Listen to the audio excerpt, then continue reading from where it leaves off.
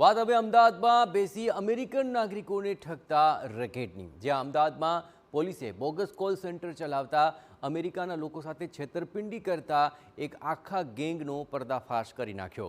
ખાડિયા પોલીસને બાતમી મળી હતી કે સાળંગપુર વિસ્તારની સંગમ હોટલમાં કેટલાક શખ્સો 3 દિવસથી રોકાયા છે અને તેઓ કોઈ શંકાસ્પદ પ્રવૃત્તિ કરી રહ્યા છે। પોલીસે દરોડા પાડ્યા તો 3 શખ્સોને ઝડપી લીધા। તેમણે હોટલના રૂમમાં જ આ બોગસ કોલ સેન્ટર જેવો સેટઅપ ઊભો કર્યો હતો।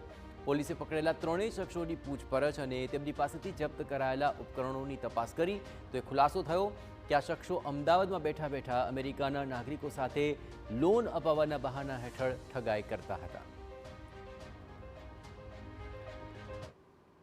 અમેરિકન નાગરિકોનો જે ડેટા છે એ ડાર્ક વેબ ઉપરથી અથવા તો અન્ય કોઈ રીતે મેળવી લેતા હતા। એના આધારે એમની કોન્ટેક્ટ ડિટેલ્સ મેળવી એમાં મેસેજ કરી અને જે એવા ખોટા મેસેજ કરતા હતા કે તમારી લોન અપ્રૂવ થઈ ગઈ છે।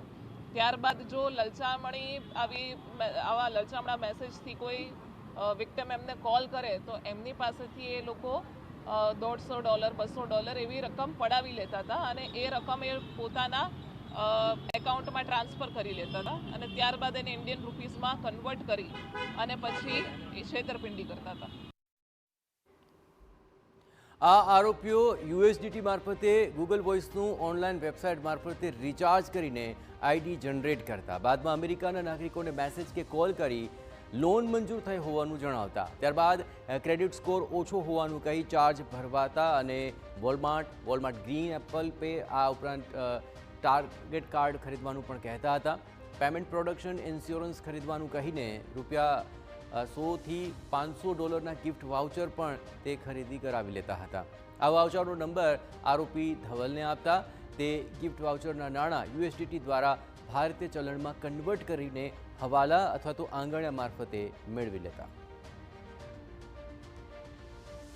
આરોપી ક્લેટિન રોટિક્સ મુંબઈનો અને કપિલ પઢિયાર તેમજ ધવલ દરજી અમદાવાદનો રહેવાસી છે। ધોરણ 8 પાસ કપિલ પઢિયાર કોલ સેન્ટરનો માસ્ટરમાઇન્ડ છે।